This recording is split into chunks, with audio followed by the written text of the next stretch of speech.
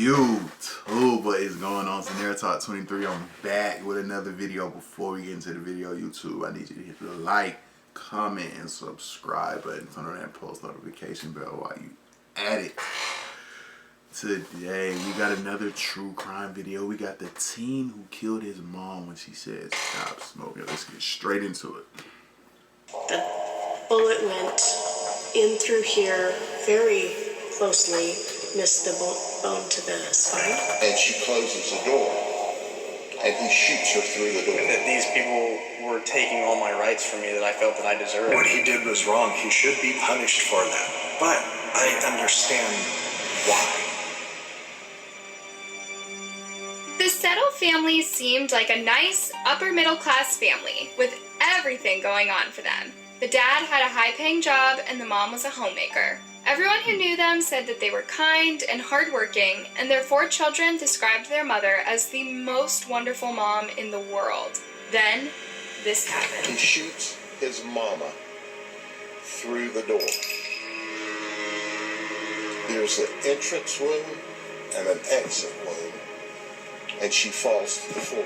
This is the case of Seth Settle, the teen who killed his mom when she said, "Stop smoking." Now, there isn't a lot of information about this family, and their names, apart from Seth, have not been made public. But what we do know is that they lived in Lake Wales, Florida, and the family consisted of 2 parents and 4 children. According to Sheriff Grady Judd of Polk County, they were a wonderful family next door. That was until April 28, 2022. The day started like any other. The dad went off to work like he normally did, and the mom went to drop off her 14-year-old daughter at school. But at around 9:30 a.m., the dad received a frantic call from his 24-year-old son, telling him that the mom was being taken to the hospital by an ambulance because she had collapsed. The dad immediately got off work and picked up his daughter from school before rushing over to the hospital to be by his wife's side. But when they got there, they were met with devastating news. The mom had died. The family was totally devastated, but they were even more shocked when the doctor told them that the cause of death was unknown. How is that even possible? Their mom was okay when they left her that morning, so how can she die just like that without a cause? The hospital staff told the family that the mom had no medical condition or any obvious injuries on her body. The authorities had also not found anything in the house to indicate foul play. So, what could have happened to their mom? At around 11 a.m., while the family was struggling to come to terms with everything that had happened, the sheriff's office received a call from the hospital telling them that they had found something suspicious on the Settle mom's body.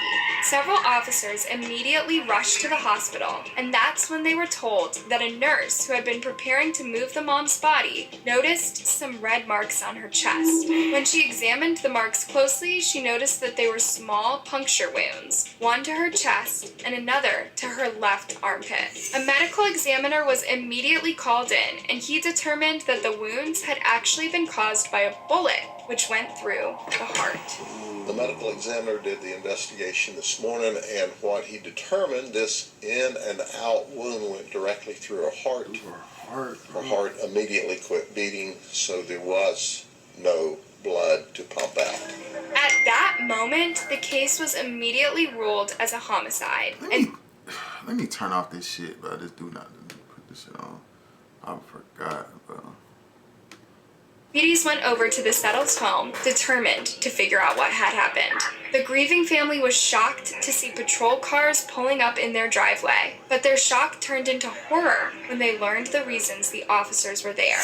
Who would want to kill their mom, and why? The answer to that question was something they would never have thought possible. Son. While interviewing the family, detectives quickly learned that the only people who were at home when the crime happened were 19-year-old Seth and his 24-year-old brother. The brother told authorities that he was in the bathroom when it happened and only heard Seth yelling something at him that he did not understand. When he came out of the bathroom, the brother said that he could not find Seth, and so he went around the house searching for his mother. He found her in the game room, which was near Seth's bedroom, lying on the floor, unresponsive. He could not understand what had happened, since he had not heard any gunshots, so he called 911. A manhunt was immediately launched for Seth, and within a few hours, authorities managed to track him down and arrest him. According to Sheriff Grady, Seth immediately confessed, telling his version of how everything happened. Apparently, when Seth's mom came home that morning from dropping her daughter to school, she noticed the smell of cigars coming from Seth's bedroom. So she went to confront him about it and told him to stop smoking inside the house. But as she closed the door, Seth reportedly fired a gun at her through the door. And she said, I've told you before about smoking in this house. Now quit smoking in the house. And she closes the door, and he shoots her through the door. Seth claimed that it was an accident and that he was actually putting the gun down when it went off. He told detectives that he was depressed because of a breakup he had gone through about a year ago, and that he was holding a gun to his head when his mother showed up. But the sheriff said that he does not believe that, saying that he believed Seth pulled the trigger on purpose because he was mad at his mom. We think he was angry. We think he was mad.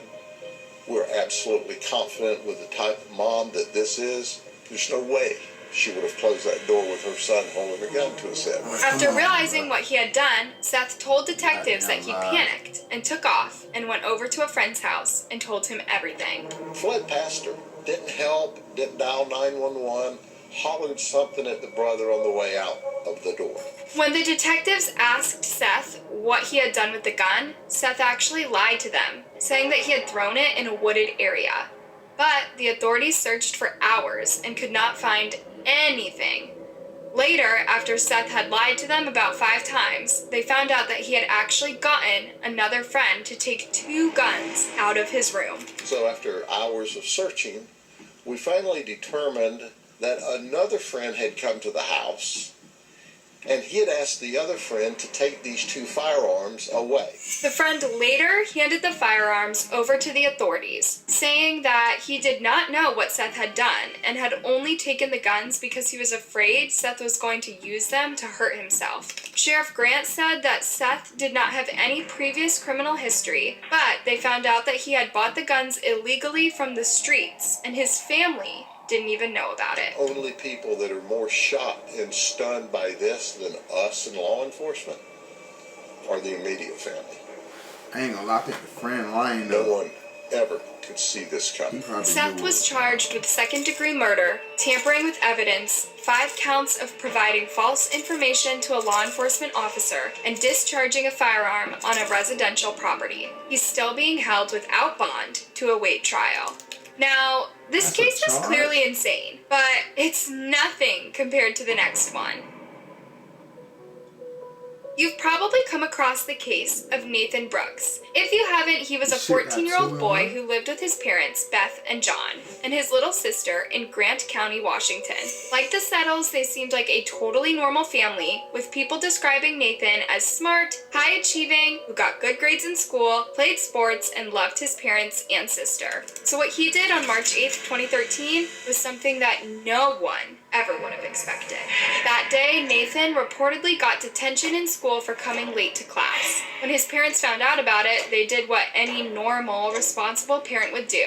They grounded him and took away his video games. But that seemingly mundane parental task would almost cost them their lives. And I kind of just sat there and looked at him and just remember being frustrated that these people were taking all my rights from me that I felt that I deserved. Later that night, police received a 911 call from John, reporting that someone had shot him and his wife. 911, what's the address of the emergency?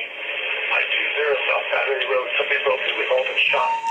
In the call, John sounded calm and collected, and you would not have guessed that he had a bullet lodged in his head. He told the dispatcher that he did not see the person that had attacked them and only woke up to see a shadow running off. The emergency services arrived soon after to find a gory scene in the parents' bedroom. John and Beth were still in bed, covered in gore.